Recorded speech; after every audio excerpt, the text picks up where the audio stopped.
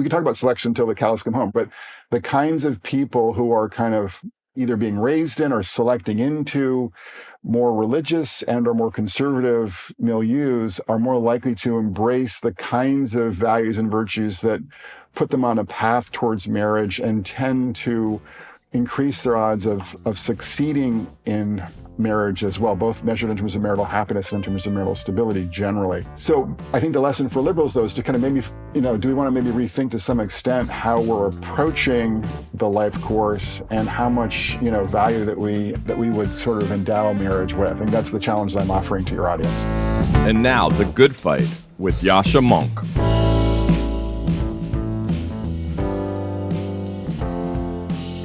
My guest today is Brad Wilcox. Brad is a professor of sociology at the University of Virginia, as well as a visiting scholar at the American Enterprise Institute. He is the author of Get Married, and that's what he wants you to do. He argues in his work that being married and staying married has great results, not just for the children who grew up in those stable households, but also for the married people themselves, that it boosts their happiness and their income and all kinds of other important metrics. I gave Brad a good workout for his argument, trying to think through whether what matters really is marriage or the broader set of personal attributes and cultural attitudes that people who are likely to get married may also possess. And we also talked about another interesting finding, which is that in recent surveys, there's been a quite clear gap between the happiness of American conservatives and American liberals. Conservatives seem to be more satisfied with life, more happy. Why is that? And what can liberals do to become happier? Brad Wilcox, welcome to the podcast. Great to be here, Yascha.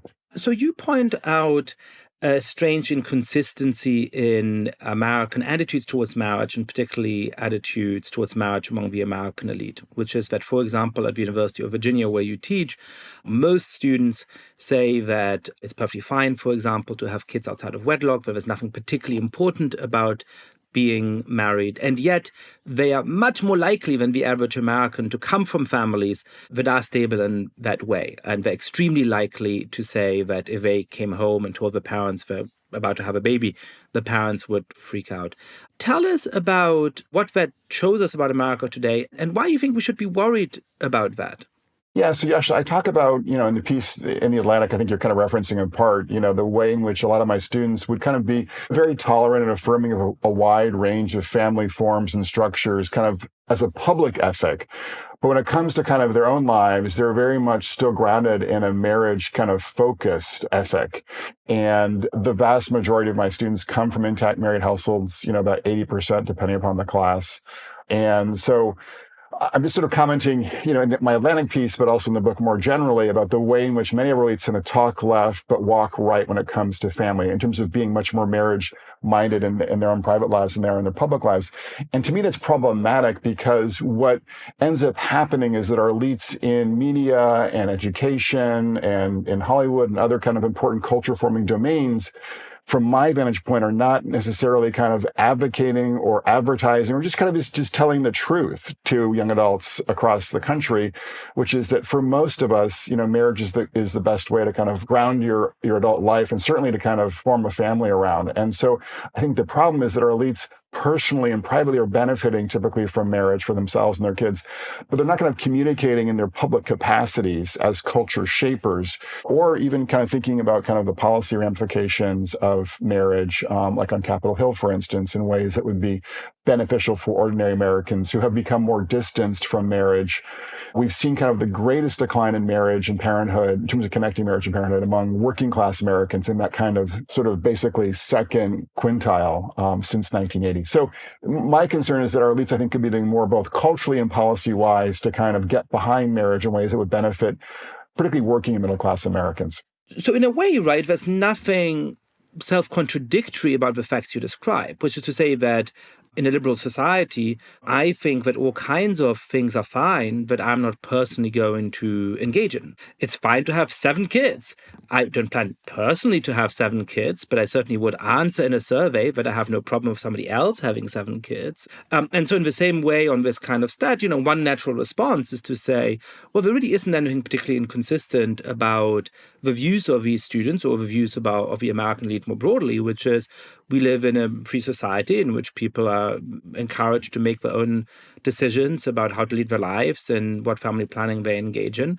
And it's perfectly coherent to say nothing particularly important about getting married in general. It's just I personally, before I want to have a kid, want to do that. So I think for your position to get over the ground, you really have to put some meat on the bones of why, generally speaking, it is better for people and better for their kids to have those stable households, and particularly to have them in the context of marriage. So can you tell us a little bit about what the evidentiary base of that is? Why should we be so moved by the fact that the sort of basically appealing, tolerant attitude of the students you describe is really leading them to fail to recognize something important about our society and how to have good outcomes within it?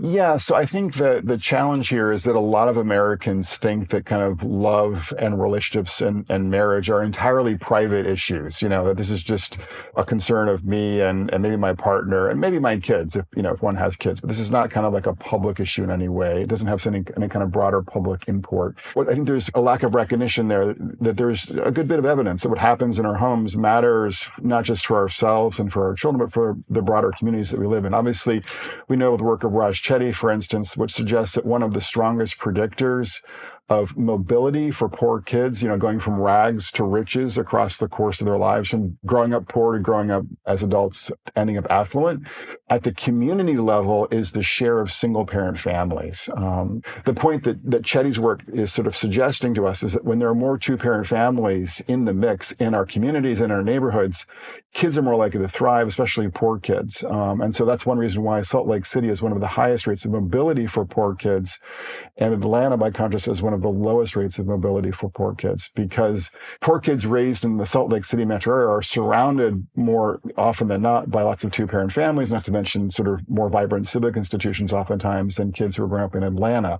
And so if you're concerned about some of these classic American ideals like the American dream, you should recognize, from my perspective, that strong families are actually helpful in promoting some of these classic American ideals.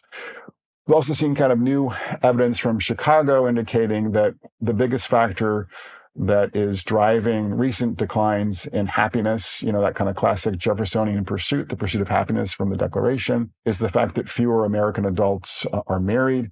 We have new work from Jonathan Rothwell at Brookings and Gallup showing that one of the biggest factors he finds in his analysis of deaths of despair, that is deaths related to suicide, drug overdoses, and alcohol poisoning, is the share of married adults in particular regions across the U.S.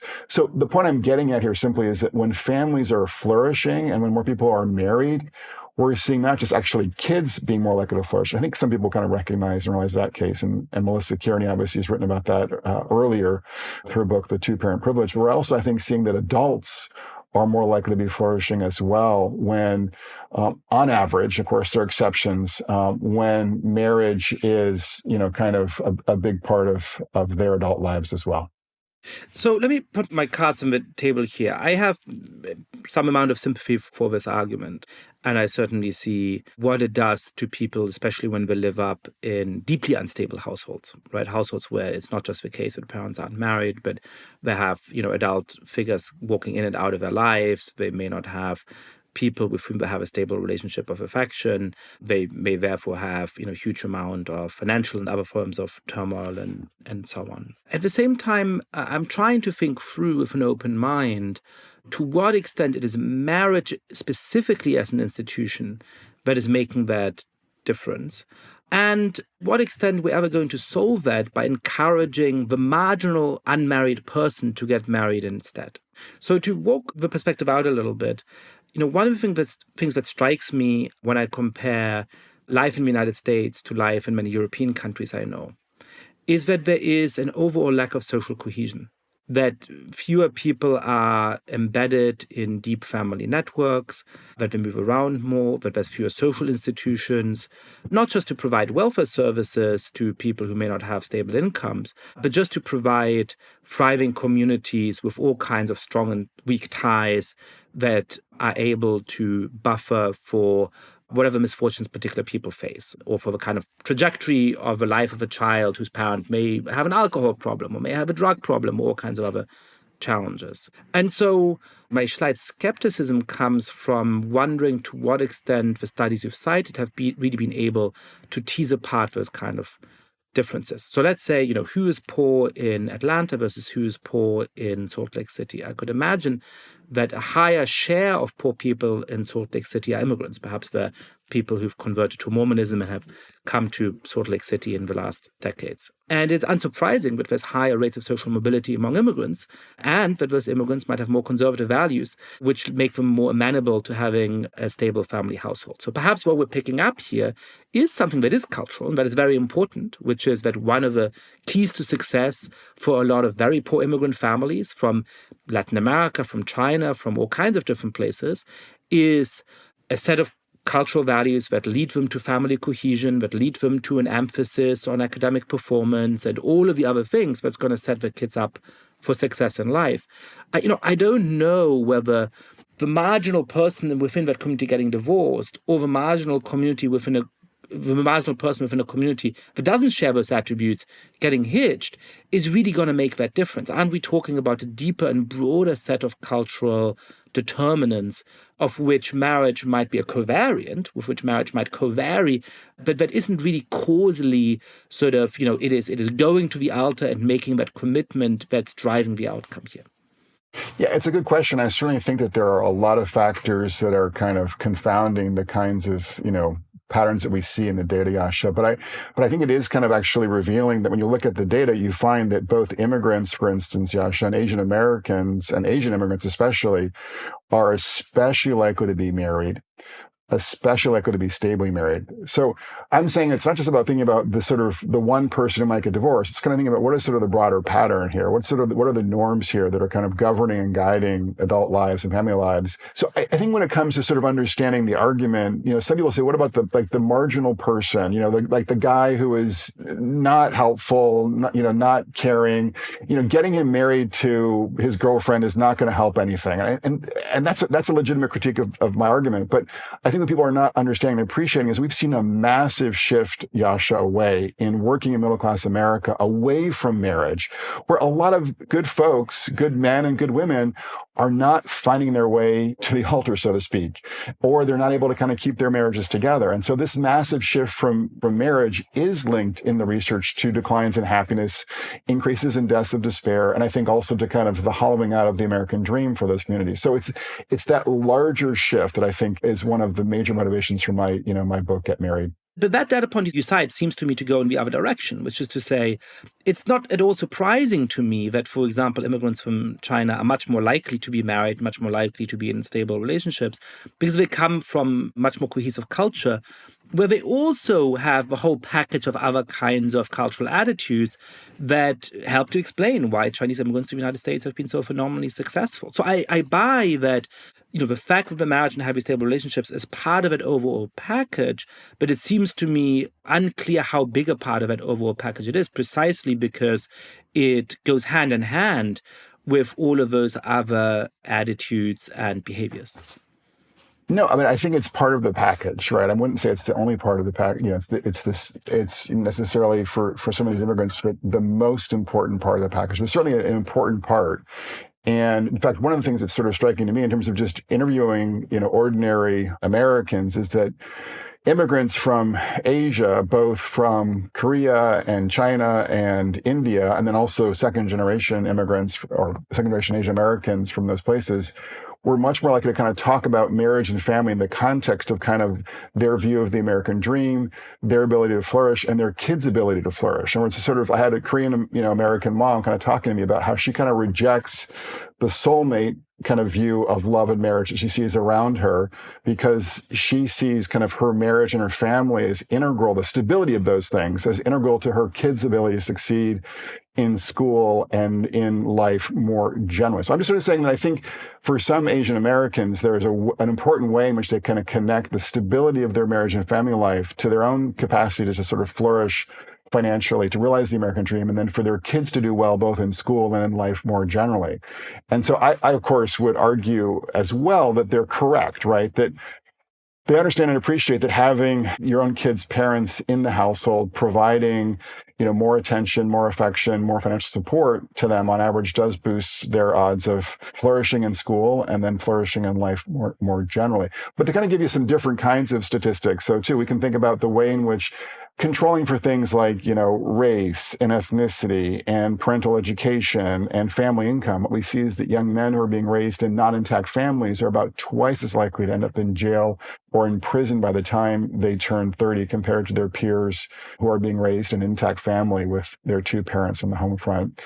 How teenage kids in general are about 50% more likely to be sad or depressed when they're in a non-intact family versus an intact family, controlling again for things like education, race, ethnicity, education, parental income. So how much of this is, family structure per se, or some unmeasured factor that my models are not controlling for, that might be genetic, or there might be some kind of, psychological piece or pieces at play is worth, I think, thinking about. But I think what's important for kind of your audience to recognize and realize is that, many thinkers from Alexis de Tocqueville onwards have kind of, I think, understood and appreciated the way in which, in general, strong families are actually important dimensions of a successful liberalism in America. And, when the family is relatively strong, I think our kids tend to do better and end up being better citizens, that more successful in our schools, more successful in our economy. And so I think for liberals, there should be more thinking about the way in which, maybe having kind of a laissez-faire or, what I call a family diversity theory, where they think every family form is equally valuable. You might want to rethink that just to recognize and appreciate that it is families and communities where, the two-parent family is reasonably strong that are more likely to be doing a lot of the other things that liberals tend to value in our country and culture. So again, I think it's hopefully a sign of how seriously I take that thesis and how persuasive I find much of your work, but I'm going to sort of keep pushing on it and including in some of the ways that you anticipated a moment ago, right? So let me paint the picture of two very different kind of households. Let's say they're both households that got married before they had kids. And in one of the households, the dad is, broadly speaking, a deadbeat. He's not somebody who was ever really that interested in having kids, never that responsible in raising the kids, didn't really do very much even while he was married to his wife. And at some point decides to divorce, leave the family, and cuts contacts with the kids, right? Presumably that is one of the kind of data points that goes into the finding that kids from less stable households often have worse outcomes. And obviously not having that second parent as support and guidance and a financial resource would, on average, have a bad impact on that child, right? They would be better off if they had a father who was involved and stable and loving. That, I think, should be uncontroversial. Now let's look at a second family where it's two people who are very involved in child raising, who love their kids, who really care, but they're just not getting along. And so at one point, the dad is trying to make a decision. Do I stay with my wife or not? It's less clear to me that in that kind of case, the overall observations that you find, which is that kids are going to fare better in a stable household, is going to apply, because the aggregate statistic you're looking at include both the dad who was always a deadbeat, whether married or not, which has a bad impact on the kid, and the dad who really cares, who might decide to get divorced, who might decide to break this family up, but who's going to want 50% custody, who's going to be financially involved in the life of the children, who's still going to be emotionally available to them. So are the studies you're talking about able to distinguish between these two scenarios? And if not, then are we in risk of telling that marginal person, you're really not getting along with your wife, you're having bad fights with her, nobody's happy in this home, stay put in the marriage because it's really important to your kids, when actually what's most important to the kids may just be that they're an involved, loving parent. And in many of those scenarios, it would in fact be better for them to get divorced, get away from each other, they're just not getting along, and find some kind of hopefully decent, harmonious co-parenting arrangement where they're still able to provide and care for their kids. Yeah, so actually I would sort of take those two examples and run the opposite direction as you ran, Yascha. So the point is that we have, I think, pretty good evidence from Paul Amato and Alan Booth, two scholars at Penn State, that it's actually the high conflict situations where kids actually do benefit from parents parting ways. So in that first scenario, from from their evidence, it looks like it's probably better for mom and dad to part ways, given the sort of lack of investment of the father. But it's in the second scenario where both parents are engaged, good parents might have, one parent is kind of drifting apart, feels like they're not as close as they once were. They're no longer in love, quote unquote. It's in those situations where it's better for the parents to stay together. So what they're distinguishing in their work is sort of low conflict situations where there's sort of maybe these more subtle senses of disappointment or frustration in the marriage, and then high conflict situations where there's regular yelling or fighting. And again, from the kid's perspective, in those high conflict situations, separation, divorce is the better outcome for the kids. But in these sort of lower conflict situations where maybe the parents aren't particularly happy, but they can kind of get along, and make it work, it's better for the kids if they can kind of just find a path to sticking together. So it obviously makes sense to me that the high conflict situation is the one where you want to get out of it and you want, for the sake of the kids, to end that situation. Just in terms of the specificity of these studies, do they look specifically at low conflict couples that do end up divorcing and do not end up divorcing?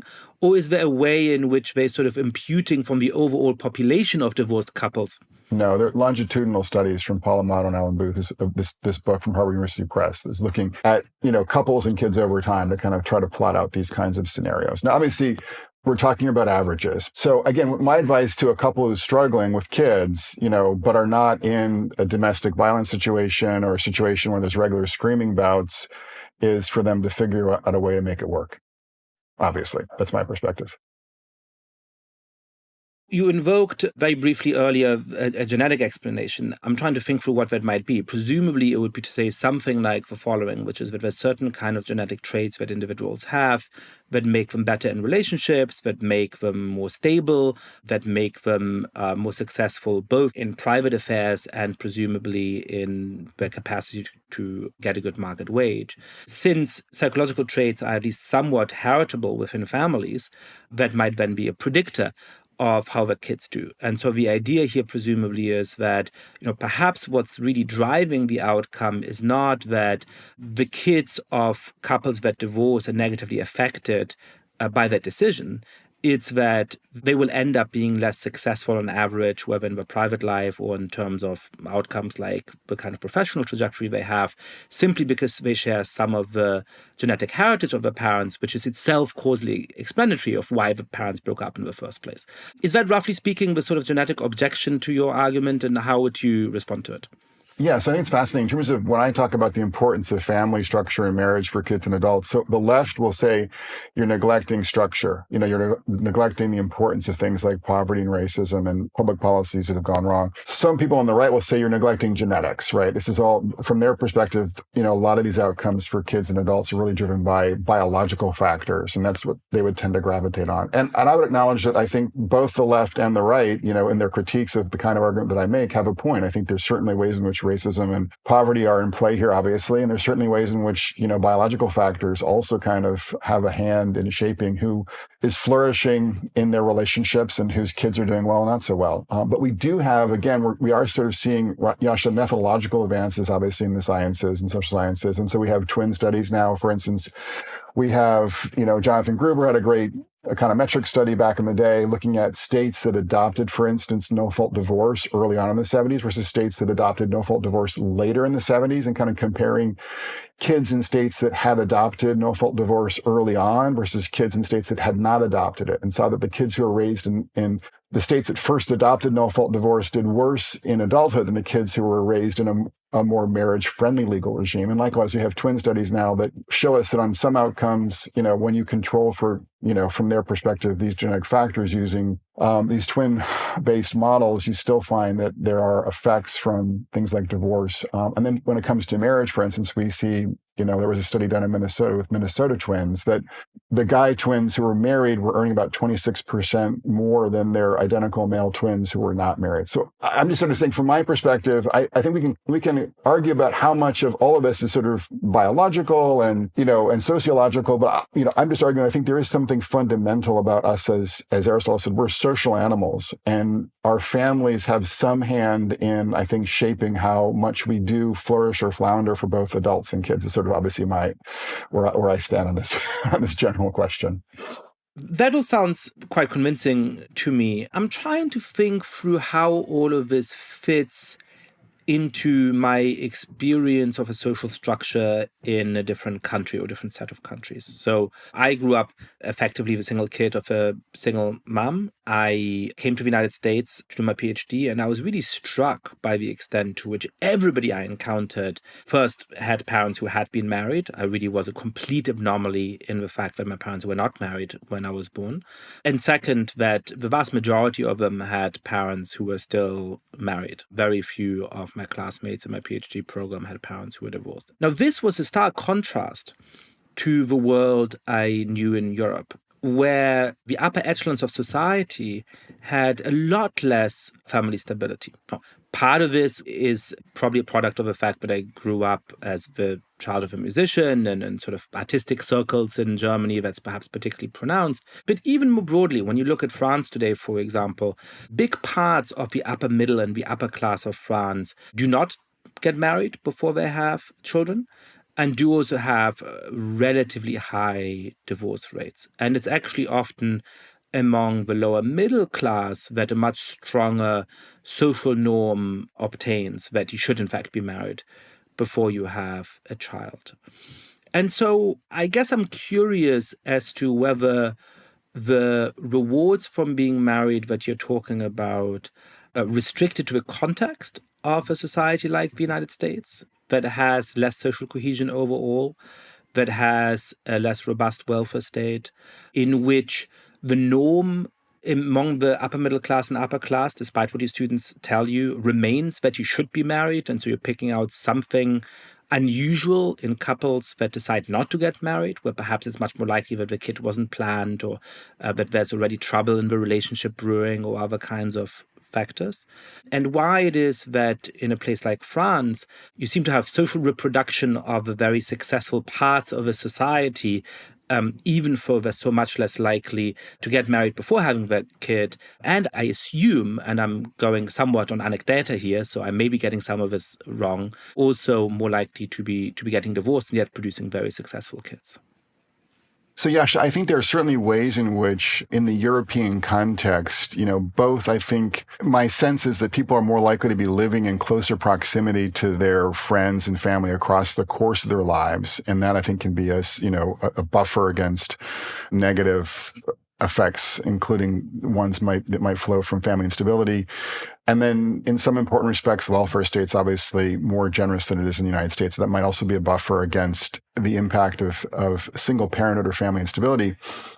But we still see in Europe oftentimes that kids who are born to married parents experience more family stability than kids who are born to cohabiting couples. So I published a piece in Brookings a while back with a colleague, and we have data here on France, which I'm looking at right now. And we see is that kids who are born to cohabiting couples are about 66% more likely to see their parents break up by age 12 compared to kids born to married parents in France. So, and similar story in Norway too, that kids born to married parents in Norway are more likely to, reach age 12 without seeing their parents break up. So what I would say is that there's something about marriage, as an institution, as a way of, ritualizing commitment, et cetera, that is linked to more family stability even in Europe. And then we have data from the Lancet, for instance, and this is looking at the entire population of kids in Sweden. And what we see there, they're looking just at kids in single parent versus two parent families. So they're not, it could be step families too, but kids in single parent families are doing markedly worse when it comes to suicide attempts. They're about twice as likely to try to commit suicide. When it comes to drug problems, about 3 to 4 times more likely to have drug problems, depending on whether they're girls or boys. So the point I'm getting at simply is that we do see both in Europe, there's a way in which stability still is more commonly associated with marriage, even in Europe. And then kids who are experiencing, family instability are more likely to be suffering social and emotional challenges compared to their peers in stable two-parent families. Now, in terms of levels, I think there could be differences there that would be in line with your, argument that you just articulated. But I'm suggesting to you that both marriage is still linked to more stability in Europe, and that also that kids who have stable two-parent families in Europe are more likely to be flourishing than their peers who don't have that in their background. And also, I was raised by a single parent as well. So, I mean, I get, I also want to be clear, too, in terms of just acknowledging it's not the case that every kid raised in some kind of non-intact family is going to suffer. It's just that I think on average, kids are more likely to struggle when they don't have the benefit of their own two parents at home. No, and of course, that's taken as read. What is it about marriage then? So we've been talking about the positive effects it has, and I think you make a pretty convincing case for that. But what is it about marriage? I mean, is it that marriage co-varies with having two stable parental figures that stay in your life in terms of the outcome for the kids? Is it in terms of the outcome for adults that it obviously allows people to have a buffer when they happen to get fired? There happens to be some kind of financial headwind. You happen to have a big medical bill. It's just you're pooling risk. Is it that you're able to take more risks, for example, by leaving a job that's unsatisfying in order to pursue further training and do other kinds of things because you can count on the support of your partner during that time? But if it was those things, right, then you might assume that those cohabiting couples in France that are together for a long time but decide to have kids together would end up faring similarly well. But then when you sort of start to look at what else is it, right? If it's not the mutual support and risk, if it's not having the two figures in the child's life, etc., then it starts to feel more and more metaphysical or perhaps in a way religious, right? And suddenly it's all about that one magical day where you enter a covenant in front of your community and that somehow magically is supposed to transform all of these love outcomes. That to me, sounds surprising. So what element of the marriage package, which itself is a proxy, right? The fact that you decide to get married and the fact that you decide to stay married is itself a proxy for all kinds of attitudes and commitments and cultural background facts. What about marriage is it that produces these positive outcomes? Well, I think it's important to note here, too, that sometimes you get kind of this idea that marriage is just kind of like a conservative or a Christian or a Jewish institution. And yet when we kind of look at the broader, obviously, historical and anthropological literature here, I'm thinking of the work of the Harvard anthropologist Joseph Heinrich, who has said, quote, that marriage represents the keystone institution for most, though not all societies, and maybe the most primeval of human institutions.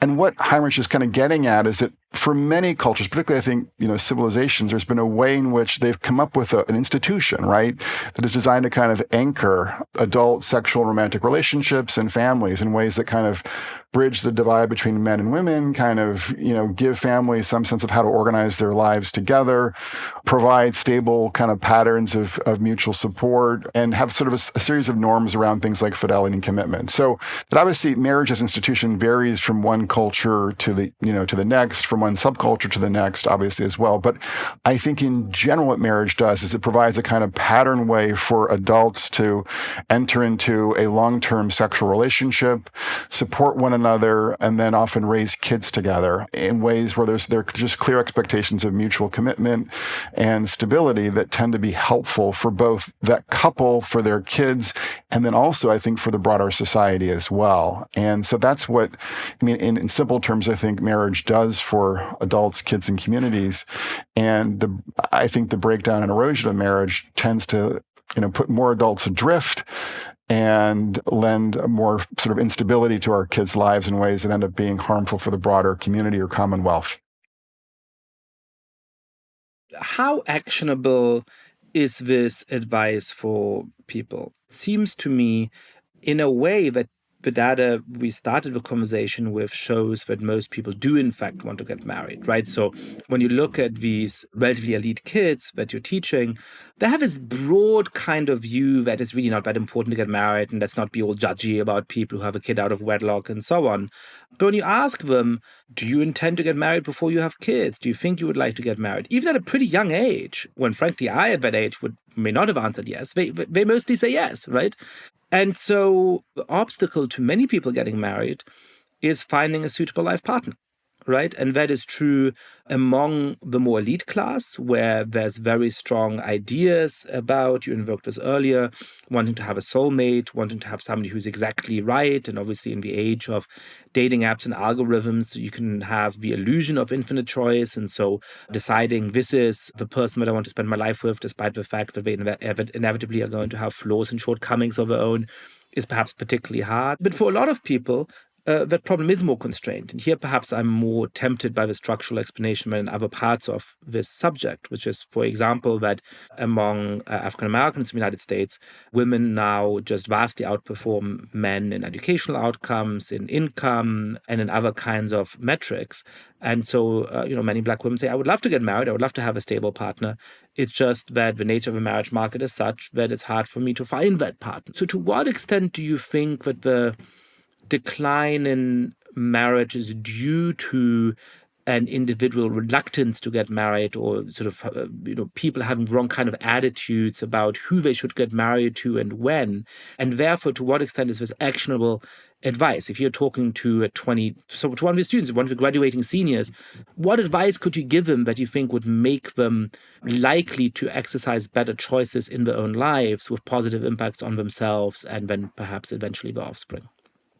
So there's certainly structural constraints. I mean, you're right. Things like race are constraints, particular regions, neighborhoods, all these things can constrain people's options and choices in ways that are worth acknowledging.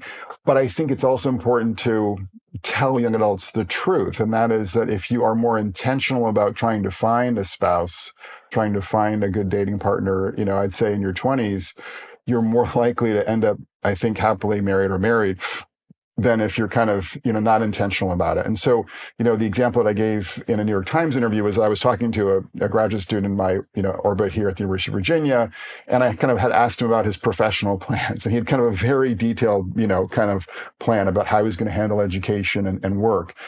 And I asked him, would you like to be married? Oh, yes. And like, what's your plan there? And there was complete, silence. He hadn't thought about, what's the step that I'm going to take, in the next week or year that would kind of increase my odds of being married. And so the point I would make to young adults today is don't assume that you're going to kind of hit 28 or 30 and just look around and find the perfect spouse. If you're in college, just be aware of the fact you're never going to be surrounded by so many young adults who, are of your age and relatively eligible, for instance. And so maybe college is a good place to find a future spouse, for instance, or the workplace in your early 20s, or if you're religious, your synagogue or your church, So just to kind of encourage young adults, I think, to be more intentional about socializing and dating in their early 20s with an eye towards marriage would help a lot of them. And one of the things that I talk about in my book is that I am, predicting that the largest number ever in terms of the share of young adults today will never marry, because we are much less, at least right now, marriage focused than they were in previous generations. And so what I would say to them is, look, if you would like to kind of minimize your odds of ending up as a permanent bachelor or a permanent bachelorette, recognize that your 20s is a good decade to, to look around, meet people, and try to find someone who is a good fit for you, a good match. And then to, recognize too that your friends and family members might be also helpful in connecting you to people who would be good matches for you as well, to kind of recognize that this can be a social undertaking. And so anyways, the bottom line for your audience especially is I'm just sort of telling people, be as intentional about your love life and your family future orientation, right, as you are about your education and career. And if they did that, I think they would markedly increase their odds of not just of getting married, because that's only part of it, but of finding someone who's a good match for them as well. That seems to me to be a pretty convincing answer. I was thinking about this question, I must admit, mostly in terms of somebody at a particular age making a decision about how to proceed within a particular set of options that they face at that moment, right? And there, I think the advice that you're giving feels less relevant, right? When you have a partner who you care about, but you're not quite sure that they're right because, for example, you're not sure that they would be a good, stable parent to a child that you want. Once you're in that situation thinking, well, I read this book saying it's good to get married, so I'm going to get married to this person, I have my doubts about whether that's going to improve your outcomes or the outcomes of your offspring. The way you're framing it now is sort of quite different. And certainly I, as somebody who comes from a culture that didn't value marriage and partnership in that kind of way wasn't making dating decisions in my early or mid-20s with a view to finding a lifelong partner. And I can see how more people making dating decisions at that point with that in mind may lead them down a better long-term path. So I can see how sort of that is where the more realistic lever is. And I think, when we have these discussions in more elite circles, I think the assumption is that things like race and class are really the controlling factors when it comes to sort of marriage and family in America. And those are huge factors, no doubt. I think where there's less of recognition is that culture is also a factor here. And so what we see, for instance, among those who are 18 to 55 in the U.S., only a minority of liberals are married. That's 41% versus a majority of conservatives. That's 55%. The same kind of dynamic plays out for religious Americans and secular Americans. So just kind of tells us that the kinds of people, and we can talk about selection until the cows come home right here, but the kinds of people who are kind of either being raised in or selecting into more religious and or more conservative milieus are more likely to embrace the kinds of values and virtues that put them on a path towards marriage and tend to increase their odds of succeeding in marriage as well, both measured in terms of marital happiness and in terms of marital stability generally. So I think the lesson for liberals, though, is to kind of maybe, do we want to maybe rethink to some extent how we're approaching the life course and how much, value that we would sort of endow marriage with? I think that's the challenge that I'm offering to your audience. And that leads perfectly into the other topic that I wanted to talk through with you before I let you go, which is about the research you have showing that liberals are much less happy than conservatives in the United States. But there seems to be something about either liberal political attitudes or the broader social circles that liberals are socialized in, that they inhabit, that appears to be less conducive to them being happy. What is the evidence on that, and what on earth could be the explanation for what surely is a somewhat surprising fact that sort of, the view you have about politics should determine or at least co-vary with the amount of life satisfaction that you're going to have? And to be fair and clear, I'm not saying that there's a huge gap between liberals and conservatives, but I'm just saying that we do see kind of across a wide range of different surveys that there is a gap in happiness between liberals and conservatives, where conservatives tend to be, more likely to be in that very happy camp. And liberals are more likely to be in either the unhappy camp or one survey, the not too happy camp. So, and this is all, statistically significant. And part of the story here does seem to me that I think conservatives are more likely to kind of look at the world as it is and just sort of say it's fine, right? We're conservatives. We can kind of make our peace with the world as it is. And liberals are, more likely to sort of have a more, idealistic perhaps view of the world, and they're more likely to see kind of its faults and failings and flaws. So that's, I think, part of the story here. One quick question about this. How far back does this go? Do we know whether, in 1970 or 1980, it was already the case that liberal Americans were less happy than conservative Americans? Or is this really something that's emerged in the last decades? That's great. I don't know how much of this is going back that far, Yascha, but there's certainly been studies done in Pew a while back that sort of were documenting this as well. But there's also, as you know, newer work done by Jonathan Haidt and Jean Twenge and their kind of peers that suggest that particularly today, progressive young women are especially unhappy. And that I think does actually kind of correspond to this idea that part of it's just sort of a mindset, and if you're more likely to sort of look at the world through a more critical, maybe social justice kind of lens, you're more likely to sort of see things that are cause for concern. Right, because I think that there's sort of two quite different interpretations of this data. And for that, perhaps it does depend when it started, right? Like one interpretation is that people who are more left-wing perhaps are more focused on the injustices in the world, are more driven by, as Jonathan Haidt would have argued in his earlier work, fairness, dimension of politics, and therefore more affected by the perception of unfairness in the world. Perhaps if they have a kind of more critical esprit, right, that part of what makes you predisposed to be left-wing is just to see flaws in things, right?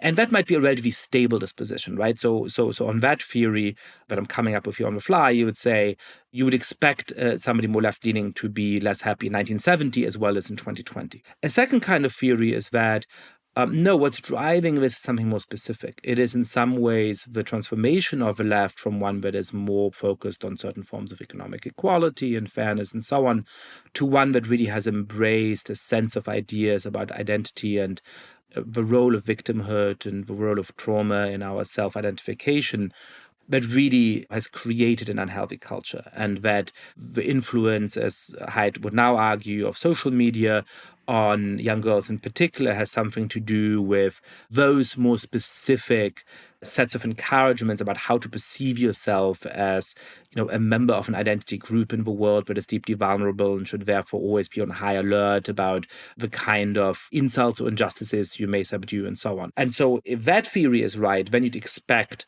the gap to have grown in the last decade or two as this ideology has spread. Yes, I think that's certainly a possibility. But I did look at a data set in the early 2020s and found that the gap between conservatives and liberals and the share of them who were very happy was not accounted for by differences in income or race or age or gender between liberals and conservatives. But when I controlled for a number of family factors, including marital status, family satisfaction, and then also some civic factors like religious attendance and community satisfaction, the gap between liberals and conservatives disappeared. So it suggests to me that part of the story here is that I think particularly when it comes to, religion and when it comes to marriage and parenthood, we're just sort of seeing that, liberals and progressives are less likely to be kind of, landing in a married parent / or religious community in ways that you probably know Emile Durkheim, that great French sociologist, talks about the importance of social integration, right? So just, when you're married and have kids, life is, yes, it's stressful and all that, but it's full. There's lots of activities, dinners, sports, all that kind of stuff, school activities. And then if you're religious, you have, services on Saturday or Sunday, and you have youth groups, and you have special holidays, and there's just a lot of sort of social stuff happening, right? So I think part of the gap, again, that I'm suggesting between liberals and conservatives is that for a variety of reasons, liberals have found both marriage and parenthood, as well as sort of religious congregations, to be either kind of directly less, appealing or important to them, or they're kind of doing things that end up, minimizing the odds that they're spending as much time, in a family way or in a religious community as well. That's interesting. It goes in some ways with my instincts, but in some ways counter to my instincts, which is to say that I can see how conservatives would be more likely to, of course, be members of religious communities, more likely to be married with kids, and how all of those things help to counteract the kind of social anomie that a Durkheimian might be worried about. At the same time, of course, and perhaps we simply aren't far enough along in that partisan realignment, it is now often the case that some of the members of most dysfunctional communities in the United States are more likely to be conservative. People who are very poor in rural areas with high levels of deaths of despair, as you were mentioning earlier, who don't have those social connections. And it is actually often precisely the kinds of students we were invoking who, come from affluent suburbs and are pretty liberal and so on, who do have strong social ties, who come from neighborhoods where there actually is a really functional social infrastructure, and who come from those intact families, right? So I'm having a little bit of trouble squaring these sets of empirical instincts. Yeah, so I do think as we kind of go forward, the way in which we're seeing a kind of realignment unfold, ideologically, especially politically, is going to make some of these arguments more complex. And so I do think, working class communities that are moving in the direction of kind of a Republican populist direction, some of these correlations are going to weaken. And in my book, I do kind of differentiate between, college educated and less educated Americans, conservative and liberal Americans, and then religious and secular Americans. And so what I find is that sort of like the most stable, most happily married Americans tend to be college educated conservative Americans, right? Liberal college educated Americans are also doing pretty well. But then the less educated conservatives are doing worse than the college educated, set both liberal and conservative on a lot of these family outcomes, but they're doing relatively better than some of their liberal and moderate fellow Americans. So as in most things in America, education trumps everything else. But within an educationally stratified segment, things like ideology then matter. So does that mean that sort of like when you look at Greenwich, Connecticut, you would expect somebody who's conservative to be more happy than somebody who's liberal?